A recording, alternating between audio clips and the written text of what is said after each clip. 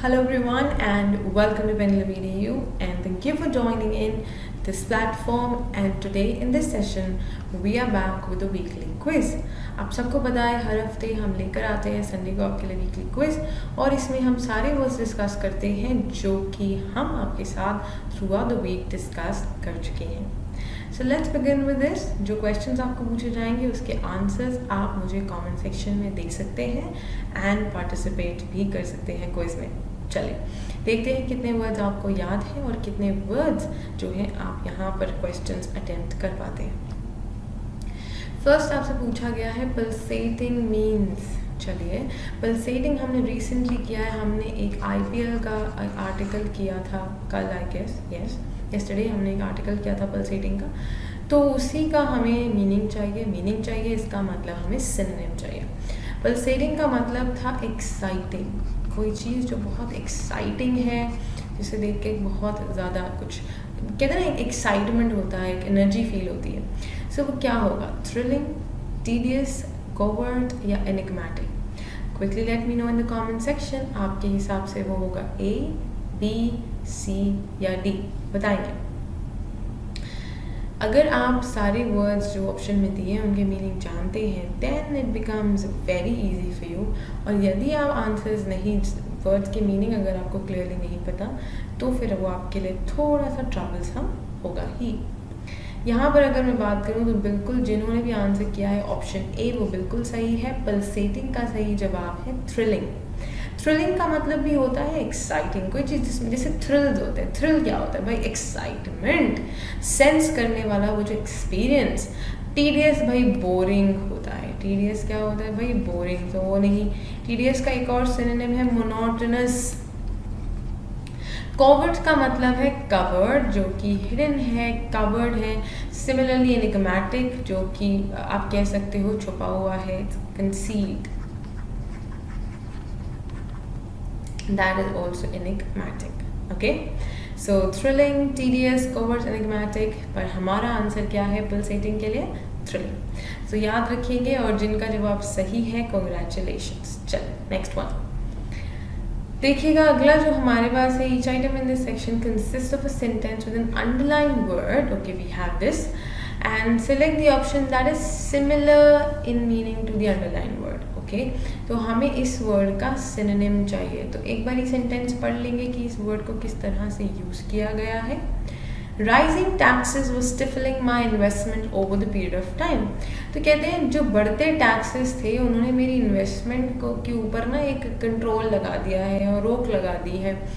तो वो मेरे लिए एक प्रॉब्लम बन गया है कुछ over the period of time, कुछ समय से.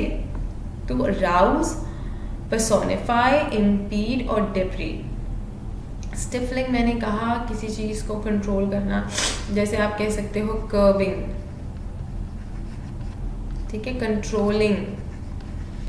That could be stifling. Okay, so what will it be? Rouse, personify, impede और deprave. Quickly A, B, C और D फटाफट से कमेंट में हमें कमेंट सेक्शन में बताएंगे and then you can verify कि आपका आंसर सही है या गलत. भाई कर्बिंग की बात कर रहे हैं. राउज का मतलब होता है भड़काना, तो ये तो नहीं हो सकता. पर्सोनिफाई किसी नॉन लिविंग चीज़ को लिविंग की तरह दर्शाना, बिल्कुल नहीं. इम्पीड का मतलब टू ऑब्स्ट्रक्ट.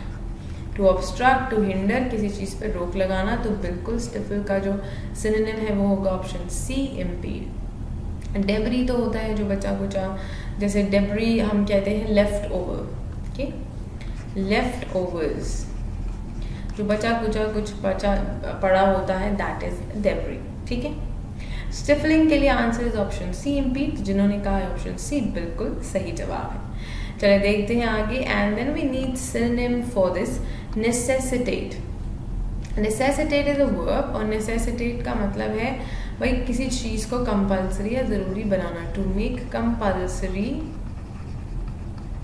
और नेसेसरी. ठीक है ना, किसी चीज़ को ज़रूरी बनाना, किसी चीज़ को नेसेसरी बनाना, दैट इज नेसेसिटेट. बताएंगे. डिमांड, डिसरिगार्ड, रेमनेंट और version.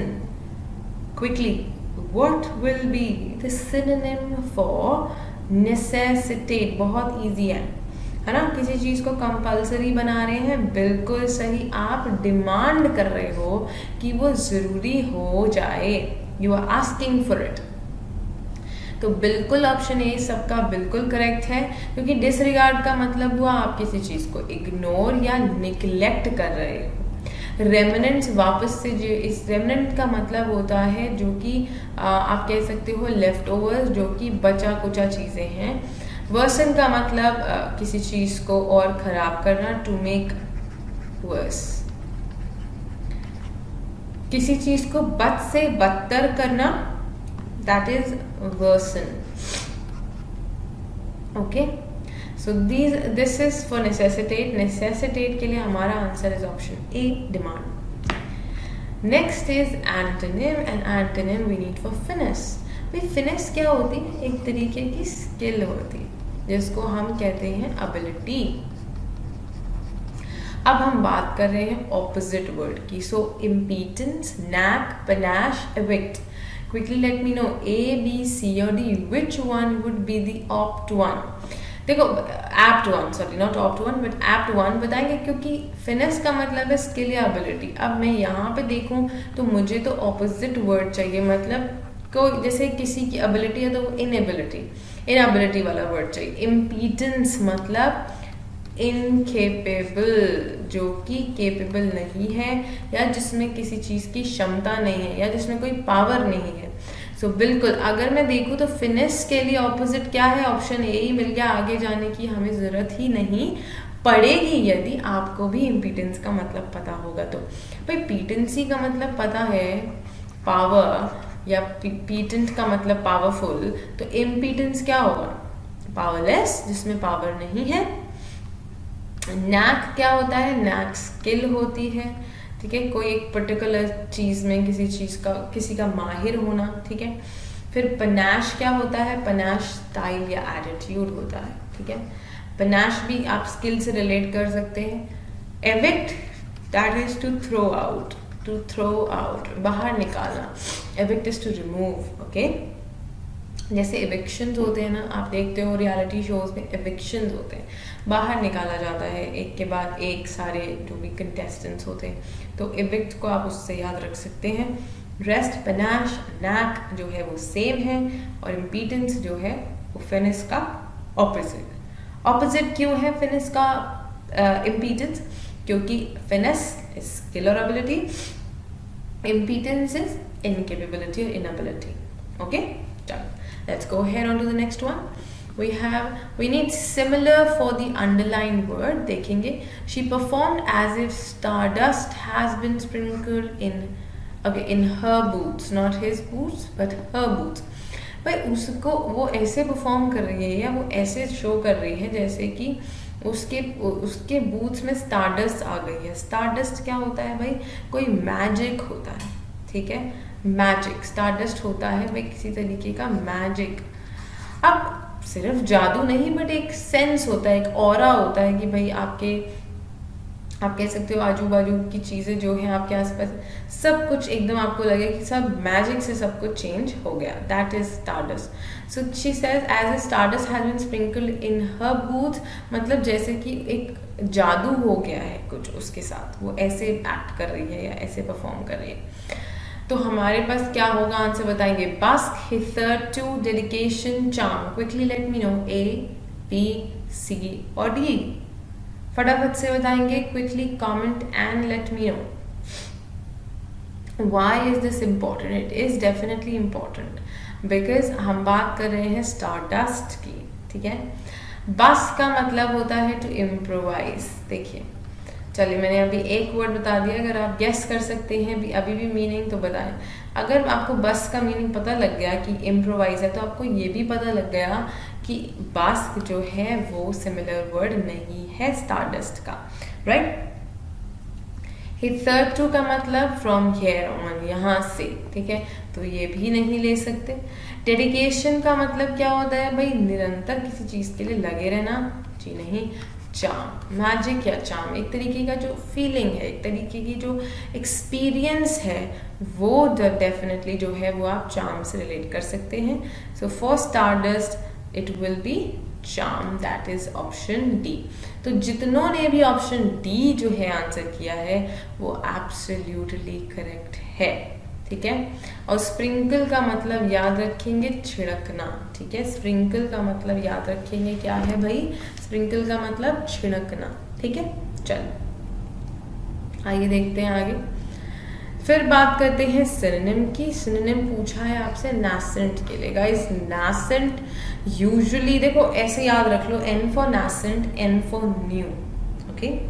N for nascent, N for new. मैं आपको यही सजेस्ट करूंगी इसी तरह से याद करना, रीजन आसानी से आपको याद रहेगा और लंबे समय तक आपको याद रहेगा, आपको उसके लिए परेशान होने की जरूरत नहीं पड़ेगी। nascent का मतलब होता है, आप कह सकते हो जो कि ग्रोइंग है, जो कि न्यू है, ठीक है। अभी आप कह सकते हो इनिशियल स्टेज पर है। कहाँ पर है?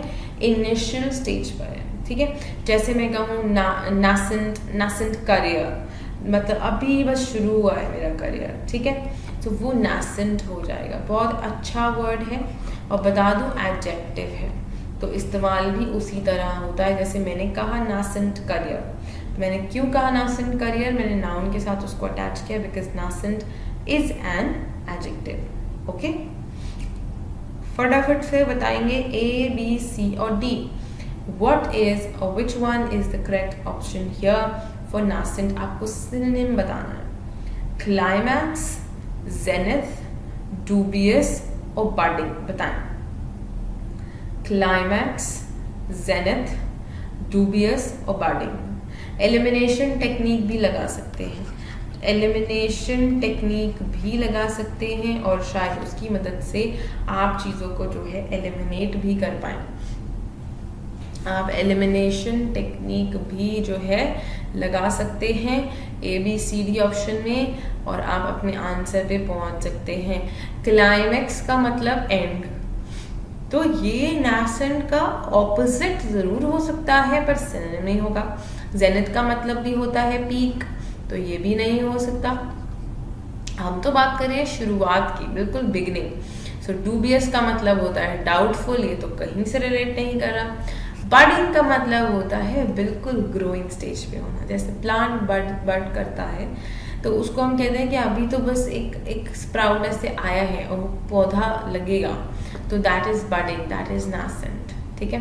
सो nascent stage of my life, ठीक है, new stage of my life, new phase, nascent phase of my life, you can say it's new phase of my life, so you can use it that way, but remember nascent is an adjective, तो आपको sentence में उसका use भी उस ही मुताबिक करना होगा, okay.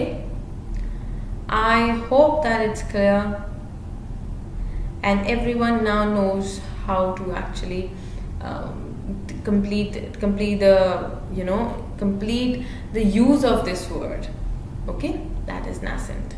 So answer is option D। जिन्होंने भी मुझे कहा है आंसर ऑप्शन डी, बिल्कुल करेक्ट है आपका आंसर।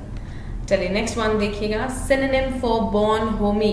गाइस बॉर्न होमी का मतलब क्या होता है? नाउन है, इसका मतलब है चीयरफुलनेस, भाई हैप्पीनेस, मतलब एक्साइटमेंट, अलग ही लेवल का एक्साइटमेंट, वो बॉर्न होमी होता है। Liveliness, that is born Homi. आप ये कह सकते हैं, आप बॉर्न होमी को एडजेक्टिव से जो है कंफ्यूज मत कीजिए, इट इज नाउन, ठीक है। चीयरफुलनेस मैंने अगर लिखा है, मैंने चीयरफुल नहीं लिखा, क्योंकि चीयरफुल जो है वो एडजेक्टिव होता है, चीयरफुलनेस जो है नाउन होता है, ठीक है। Okay, A B C D में ऑप्शन में देखिए, हॉस्टिलिटी, डेलिकेसी, कन्वाइबिलिटी, एनिमोसिटी। आपके पास 4 ऑप्शन है ए बी सी डी। फटाफट से मुझे बता देंगे कि इसमें से क्या होगा सही आंसर। चेयरफुलनेस है और आपको मुझे देना है सिमिलर वर्ड, बताएंगे फटाफट से। भाई देखो इतना समय नहीं लगाना है, ठीक है। फटाफट से अपना रिस्पॉन्स जो है कमेंट सेक्शन में देंगे और चेक करेंगे whether आपका आंसर जो है वो सही है या नहीं। You get to know it for yourself, ठीक है। Hostility, delicacy, conviviality, animosity. भाई एनिमोसिटी क्या होती है? दुश्मनी, एनिमिटी। तो ये तो नहीं हो सकता सिनोनिम, क्योंकि बॉर्न होमी क्या है भाई? पॉजिटिव वर्ड है। नेगेटिव वर्ड हटाना पड़ेगा। सिमिलरली हॉस्टिलिटी नेगेटिव वर्ड है, इसको भी हमें हटाना पड़ेगा। सो ए और डी एलिमिनेट हो गए, बचे डेलिकेसी और conviviality. So quickly tell me, delicacy क्या चेयरफुलनेस होती है? जी नहीं। डेलिकेसी किससे रिलेटेड है? डिलिशियस। डेलिकेसी का मतलब कोई delicious dish.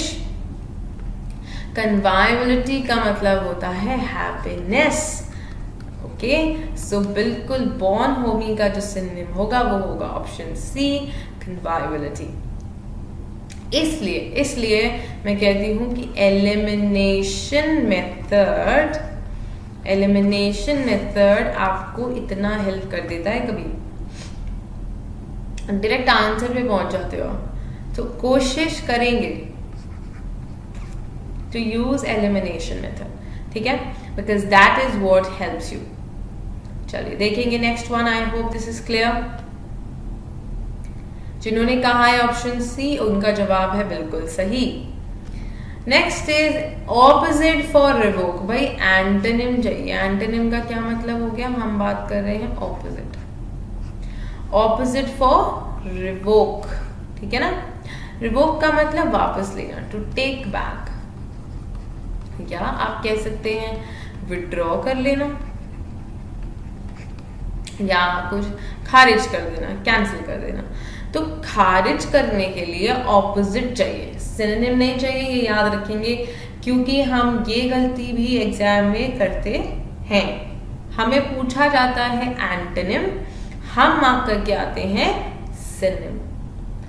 This is wrong. If you have been asked about antonym, तो आपको ध्यान से देखना होगा कि भाई वो आपसे ऑपोजिट वर्ड पूछ रहे हैं। ओके, वो आपसे क्या पूछ रहे हैं? Opposite word. तो आपको ऑपोजिट ही बताना होगा। बताएंगे ए, बी, सी और D. Quickly answer, what will be the opposite for revoke? Quickly let me no.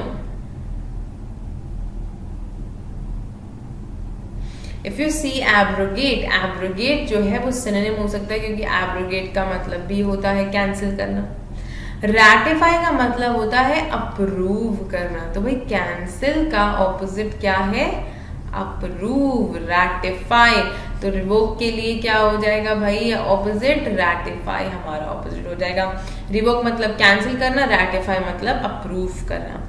So opposite for revoke is option B, ratify. That is absolutely right. चलिए एक बार दोनों words जो हैं आगे वो भी डिस्कस कर लेते हैं। एक्सपोज का मतलब रिवील करना, टू शो, ठीक है। एफेस का मतलब टू रिमूव, हटाना, दैट इज इफेस। जैसे वाइप आउट करना किसी चीज को, that is efface. Okay, so that is efface. चलिए, रिवोक और इवोक दोनों अलग हैं। रिवोक आपने देख लिया, रिवोक का मतलब है टू टेक बैक और टू कैंसिल। इवोक का मतलब है किसी को उत्तेजित करना, टू इंस्टिगेट समवन। किसी को कोई चीज करने के लिए प्रेरित तो नहीं, पर उसको बढ़ावा देना, ठीक है। आप उसको भड़काने की कोशिश कर रहे हो, ठीक है। क्या कर रहे हो? भड़काना। Okay, so it is important. It is very important. चलिए, दोनों वर्ड्स में डिफरेंस देखो, सिर्फ आर एक लेटर हटा दिया है। Revoke is different and evoke is again completely different. Okay, चलिए next one. Embark guys, embark तो बहुत बारी सुन लिया होगा, एम्बार्कमेंट नहीं सुना होगा आपने, है ना। सॉरी, एम्बैंकमेंट सुना होगा, not embarkment. I got it wrong. Embark is a verb. Embark it is a verb. बताएंगे, चलिए फटाफट से बता देंगे मुझे। Embark it is a verb. You have options as A, B, C or D. Write, initiate, grab and value. Write, initiate, grab and value? Quickly let me know. Embark is a verb and it means to start. Embark का मतलब क्या होता है? किसी चीज़ की शुरुआत करना. तो यहाँ पर आपको ऑप्शन दिए हैं A, B, C, D. That is, quickly let me know in the comment section what would it be, and because it's very easy, आप सेकंड से मुझे बता सकते हैं. जब यहाँ मैं स्टार्ट कह रही हूँ, yes exactly वो होगा initiate. It will be option B, that is initiate for embark. Well done. Right, हम सबको पता है grab means to hold. Grab means to hold, पकड़ के रखना, and value means किसी की respect करना या किसी चीज़ की वैल्यू करना. अगर नाउन फॉर्म में होगा तो वैल्यू का मतलब होता है वैल्यू, किसी चीज़ का मोल, ठीक है, इम्पोर्टेंस, या फिर उसकी value in terms of numbers और money. That is what it is. ठीक है, तो वैल्यू जो है वर्ब और नाउन दोनों के फॉर्म में उसकी जो मीनिंग है वो डिफर करेगी. जैसे ही आप पार्ट ऑफ स्पीच बदलेंगे उसकी मीनिंग भी जो है वो बदल जाएगी. ओके, चलिए. But for embark the answer is option B, initiate. और जिन्होंने भी कहा है option B, that's absolutely right. Congratulations, your answers are correct. चलिए, let's go ahead and we have the next one. It says, what is the similar in the underlined word? Okay, synonym we need for the underlined word. My team failed to extract salutary response from the students. भाई बच्चों से अच्छा response नहीं ले पाए हम. ठीक है, सल्यूटरी का मतलब होता है प्रोडक्टिव, या आप कह सकते हैं समथिंग दैट इज एडवांटेजेस, फायदेमंद हो कोई चीज़. तो भाई बच्चों से हम कोई अच्छा रिस्पॉन्स लेना चाह रहे थे जो हमारे लिए जो है एडवांटेजेस होता हमारी अच्छी खासी रेटिंग के लिए, और हम उसमें क्या हो गए भाई, फेल हो गए. तो सल्यूटरी के लिए सिनोनिम बताना है. बेनिफिशियल, सब्सिडरी, ट्रिवियल, जनरल बताएंगे. कंफ्यूजन आपको ट्रिवियल में हो सकता है. ट्रिवियल की मीनिंग अगर नहीं पता, ट्रिवियल का मतलब इनसिग्निफिकेंट, इनसिग्निफिकेंट, ना के बराबर, ना मात्र, दैट इज ट्रिवियल. जनरल आपको पता है बेसिक, सब्सिडियरी सेकेंडरी होता है, और बेनिफिशियल जो होता है फायदेमंद होता है. भाई इससे ज्यादा आपको क्या चाहिए. जब हम कह ही रहे हैं कि बच्चों से हम कोई अच्छा रिस्पॉन्स नहीं ले पाए, ऑब्वियसली हम कहेंगे beneficial. So my team failed to extract salutary response from the students. It will be my team failed to extract beneficial response from the students. Okay, so it will be option A. Now see, अगर आपको सल्यूटरी का meaning नहीं पता तो आप उसे salute से भी रिलेट कर सकते हो. That will be wrong. ठीक है, दैट विल बी रॉन्ग. आप फिर कहोगे कि कमेंडेबल भी हो सकता है, मतलब जो चीज़ बहुत अच्छी है, सराहनीय है, वो सल्यूटरी हो सकती है. नहीं, salutary will be something that is productive और बेनिफिशियल और advantages for us. That will be salutary. Okay, so one should not get confused with this. आइए देखते हैं अगला. प्रोलॉन्ग्ड मीन्स, भाई प्रोलॉन्ग्ड अगर ईडी लगा है तो आप एडजेक्टिव के तौर पे देख लीजिए, वर्ब के तौर पे भी यूज होता है. प्रोलॉन्ग का मतलब होता है लेंदी, जिसे हम कहते हैं कोई चीज जो लंबे समय तक स्ट्रेच करती है, लंबा, दैट इज प्रोलॉन्ग्ड. ओके, टर्स, टर्स का मतलब चले मैं नहीं बताती अभी, लेकिन पहले आप मुझे फटाफट से कमेंट सेक्शन में बताएंगे whether it will be A, B, C or D. Quickly let me know. Terse, elongated, accrued or attribute. Terse, elongated, accrued or attribute. Terse means concise. ठीक है, जो कि चीज ज्यादा लंबी नहीं है. कंसाइज है तो वो तो ऑपोजिट होगा, सिनोनिम नहीं हो सकता. elongated मतलब stretched, stretched है, लंबा है. तो बिल्कुल prolonged के लिए जो हमारा आंसर होगा that will be option B, elongated. right, that will be elongated. अच्छा, अब यहाँ पे इतना आसान हो जाता है. वही देखो, आप सभी वंडर करते होगे कि हमें भी वर्ड्स पता होते तो हम कर लेते. बिल्कुल बिल्कुल, मैं वही कह रही हूँ कि अगर आपको भी पता होती तो आप भी कर लेते, इसलिए वोकैबुलरी करना ज़रूरी है। 9 बजे एडिटोरियल जो है वो हम करते हैं, तो बिल्कुल ज्वाइन कीजिए हम एडिटोरियल के लिए। और आपको वर्ड लिस्ट भी हम शेयर करते हैं, जो कि हम एवरी डे जो हम आपके साथ वोकैबुलरी डिस्कस करते हैं, आपको और बेटर प्रैक्टिस देने के लिए हम वर्ड लिस्ट शेयर करते हैं, जिसमें कि सिनोनिम, एंटोनिम और एग्जाम्पल सेंटेंसेस होते हैं। ठीक है, आप टेलीग्राम ग्रुप ज्वाइन कर सकते हैं, जहाँ पर आपको सारी PDFs मिलती हैं। कोई और अगर आपको मॉक टेस्ट या जो है क्विज़ेस प्रैक्टिस करनी है, तो आप हमारी वेबसाइट विजिट ज़रूर कर सकते हैं। ओके, चलो। अक्रूड का मतलब है भाई अक्यूमुलेटेड, इकट्ठा करा हुआ। अक्रूड जैसे अक्रूड इंटरेस्ट होता है, ठीक है, अक्यूमुलेटेड। एट्रीब्यूट का मतलब होता है भाई कोई किसी तरह का टू कॉज समथिंग, किसी चीज का कारण बनना, that is attribute. What is attribute? किसी चीज का कारण बनना, दैट विल बी।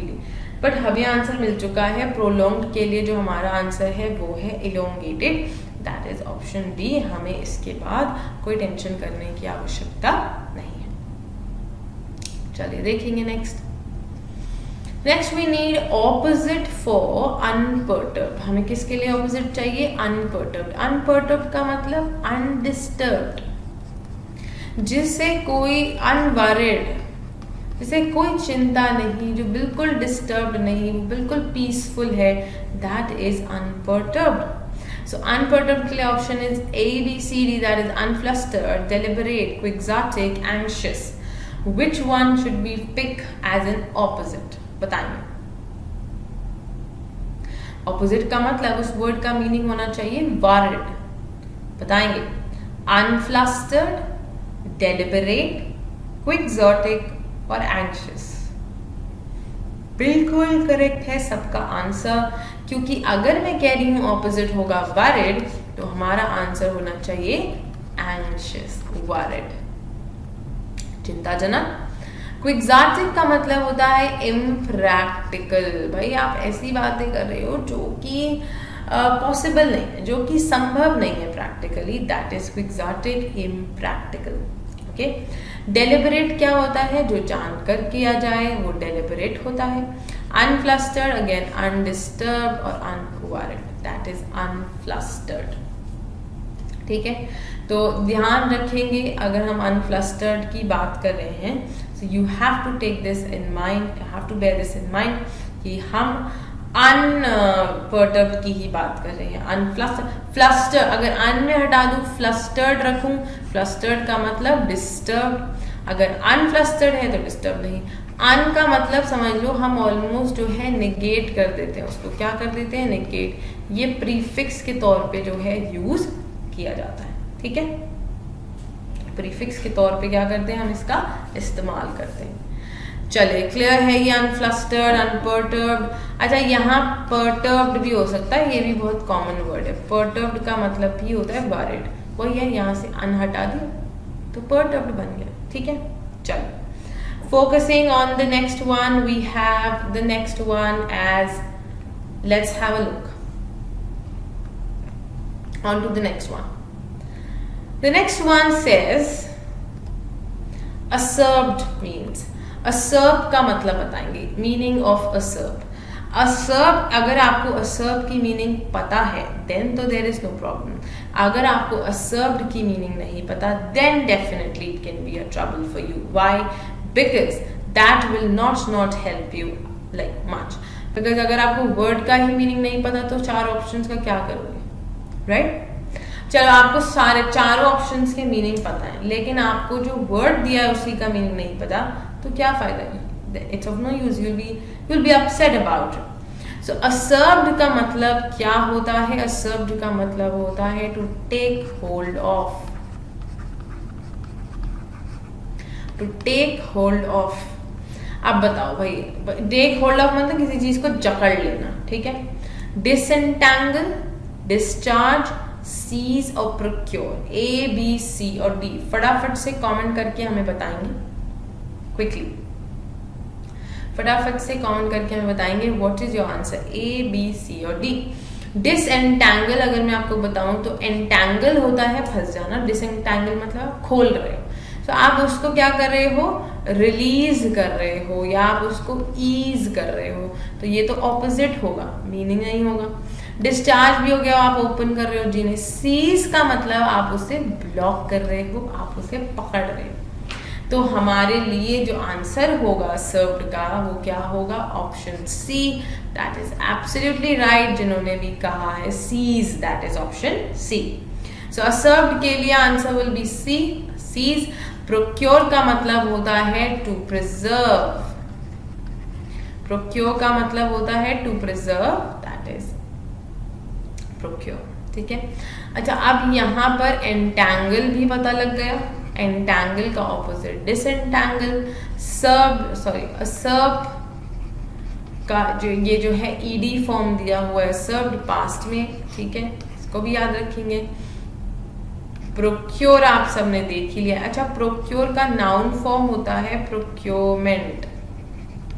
प्रोक्योर का नाउन फॉर्म, प्रोक्योर क्या है, verb, that means to preserve. Noun form क्या है, procurement, okay, procurement, that is the noun form, alright. Procurement का मतलब प्रिजर्वेशन, ठीक है, किसी चीज को प्रिजर्व करते हैं ना, उसको हम प्रोक्योरमेंट कहते हैं, ठीक है।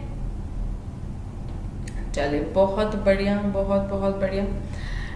यहाँ पे अगर आप देखो तो हमने काफ़ी सारे वर्ड्स भी सीख लिए, जैसे सिर्फ वही वर्ड्स नहीं जो कि स्क्रीन पे दिख रहे हैं, हमने उसके अलावा भी काफ़ी वर्ड सीखे और forms of part of speech भी उसकी वर्ड की चेंज होती जाती है, तो आप देखते हो वर्ड का मीनिंग थोड़ा बहुत बदल जाता है। अब जैसे आपने कहा प्रोक्योर, प्रोक्योर तो एक्शन है, लेकिन प्रोक्योरमेंट क्या है, प्रोक्योरमेंट वो तरीका है, वो एक्शन है, मतलब वो आप कह सकते दिस इज एक्शन वर्ड, ये वो एक्शन है, ठीक है, ये वो काम है और ये वो काम करना है।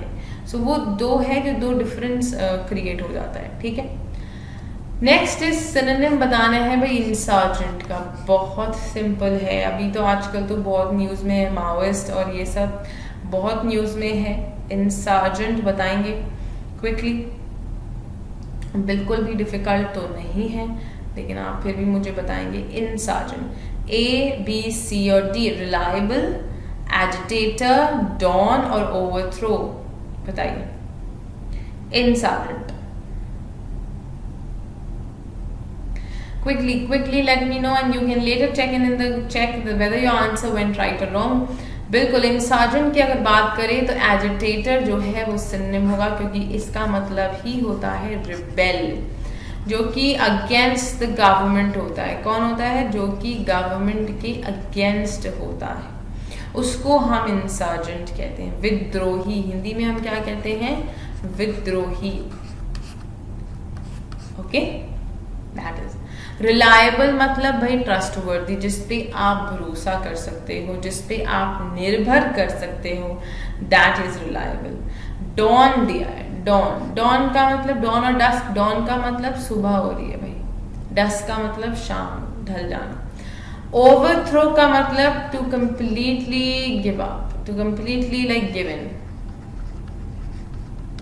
ठीक है, ओवरथ्रो करना। आप किसी चीज़ को, यदि आप किसी चीज़ को ओवरथ्रो करते हो मतलब आप उसको कंप्लीटली पलट दे रहे हो, you are changing the situation completely, you are giving in to it, मतलब आप देख रहे हो कि आप उस चीज़ को पूरी तख्ता पलट टाइप्स, ठीक है, दैट इज ओवरथ्रो।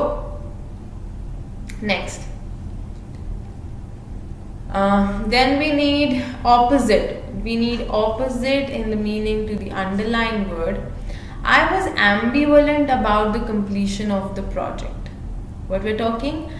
Ambivalent, और आपको मुझे देना है opposite. Ambivalent का मतलब होता है confused होना, किसी चीज को लेके एक ऐसी स्थिति में रहना जहां पर आप अनसर्टन हो। क्या हो आप? अनसर्टन हो, ठीक है, बताएंगे। अनसर्टेन होना वो या कंफ्यूज होना होता है ambivalent. So I was ambivalent about the completion of the project on time. हमें इस वर्ड के लिए चाहिए ऑपोजिट। तो इसका मतलब हम बात करें कोई चीज़ जो सर्टेन हो, जो कि श्योर हो, अच्छा यहाँ पे देखिए, ओके, अनइक्वोकल फ्यूड सर्टेन एड। अच्छा यहाँ पे एक काम करते हैं, मैं इस वर्ड में UN लगा देती हूँ, अनसर्टेन, इसलिए क्योंकि यहाँ पे दो वर्ड्स हैं। इसी का सिनोनिम होता है इक्विवोकल। इक्विवोकल का मतलब भी होता है अनसर्टेन या कंफ्यूज्ड। अनइक्विवोकल ऑलरेडी इसका ऑपोजिट हो जाएगा एम्बिवेलेंट का, इसलिए अनसर्टेन दो आंसर्स हो जाएंगे वहाँ पे, ठीक है। अनसर्टेन कर दिया है ताकि वो सिनोनिम रहे, सर्टेन तो ऑपोजिट हो जाएगा ना, तो इसलिए अनइक्विवोकल जो है वो आंसर लिया जाएगा, दैट इज ऑपोजिट। फ्यूड का मतलब होता है क्वारल या झगड़ा, एड का मतलब होता है हेल्प। मैं फिर से आपको बता रही हूँ, सॉरी, मैं फिर से आपको बता रही हूँ क्वारल, ठीक है। एक बार फिर से बता रही हूँ गाइज, मैंने ऑप्शन में एक बाय मिस्टेक सर्टन लिख दिया है, वहाँ होना चाहिए अनसर्टन, नहीं तो अनइक्विवोकल और सर्टन जो है वो सेम हो जाएंगे, क्योंकि अनइक्विवोकल का मतलब भी होता है सर्टेन होना, श्योर होना, और सर्टेन भी, तो दो ऑपोजिट्स नहीं हो सकते, इसलिए मैंने सर्टेन को अनसर्टेन बना दिया है। तो अनसर्टेन तो एम्बिवेलेंट का सिनोनिम है, ऑपोजिट क्या लेंगे, अनइक्विवोकल। फ्यूड आप समझ गए, इट इज फाइट, झगड़ा। एड जो है वो होता है किसी की मदद करना, किसी की हेल्प करना, ओके। चलिए, सो ये थे हमारे आज के सारे वर्ड्स, और इस वीक के सारे जो हैं आपने वर्ड्स जो हैं डिस्कस, जो भी हमने डिस्कस किए थे वो आपके साथ अभी प्रैक्टिस किए हैं। गाइस कीप ऑन प्रैक्टिसिंग, इसी तरह से आपको प्रैक्टिस करते रहना है, हमारे साथ जुड़े रहना है और हमें सपोर्ट करते रहना है। गाइस SSC का फ्री कोर्स चल रहा है, यदि आप में से किसी को ज्वाइन करना है आप कर सकते हैं, और अगर आप में से किसी को पता है ऑलरेडी तो आप दूसरों तक इस बात को पहुँचा सकते हैं। Thank you for joining in this session. Keep learning, keep growing and keep supporting Pendulum EDU. Subscribe कर लीजिए अगर चैनल सब्सक्राइब नहीं किया है, और वीडियो को तो लाइक और शेयर ज़रूर कीजिए। Thank you so much.